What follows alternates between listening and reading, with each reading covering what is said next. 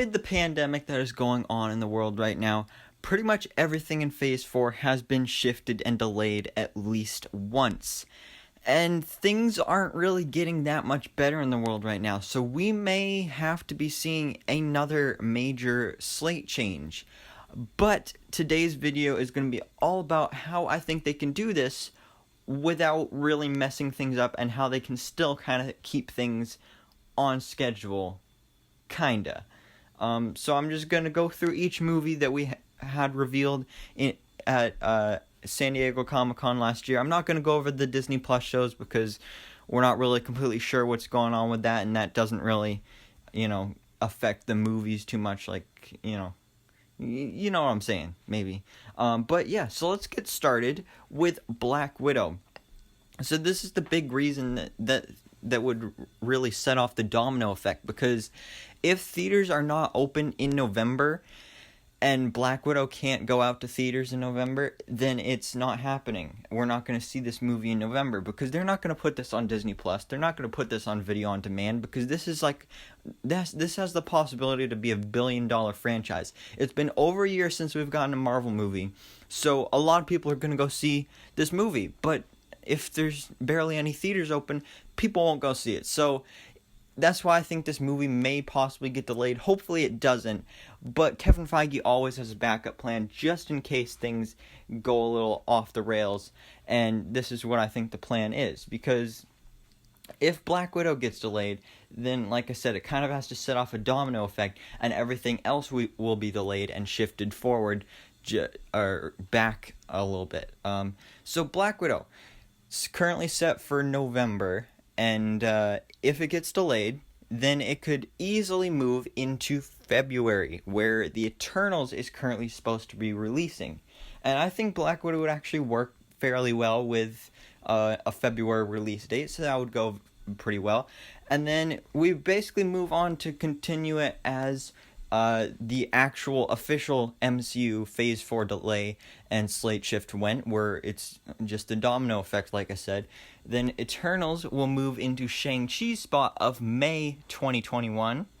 Shang-Chi and the Legend of the Ten Rings. Now this is where things get interesting, because so this is currently set for May, but then if this gets delayed, then it could go into November, where Spider-Man 3 was originally supposed to release until a couple days ago, when it was delayed into December.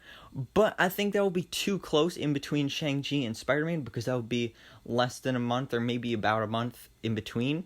So that's why I'm thinking that, why put those two movies close together when you have, Eternals coming out in May, and then Spider-Man coming out in December. Why not put Shang-Chi somewhere in the middle there, somewhere around, maybe July, August, somewhere around there. And I think that would work very well for this movie, because then it would be more of a summer movie, and summer movies always do great, and that would work out perfectly. Spider-Man 3 would not be affected by this at all, because it's already been delayed. I don't think it'll be delayed anymore. It's currently at December of 2021. I think it's December 17th to be specific. So that's all set there.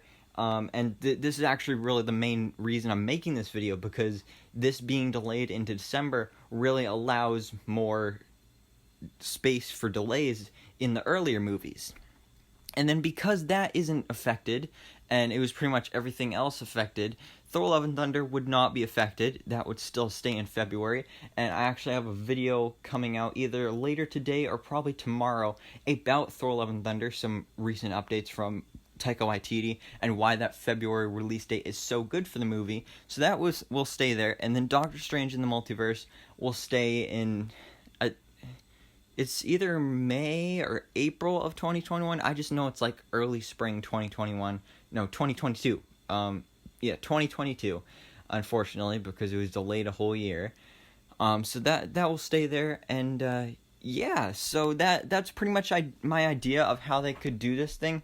That is, if they need to delay this thing, all these movies, because if Black Widow gets delayed, which it possibly might be, but if things don't start looking better, if that gets delayed, everything after it will have to be delayed. But this is how they could delay these movies without having to change anything after 2021. Because really the only thing you would have to move is just Black Widow to Eternals date, Eternals to Shang-Chi's date, and then Shang-Chi to somewhere mid to late summer, and then you just have Spider-Man in December, and then everything else pretty much stays the same. So that's what I think. That's how I think they should and can do it.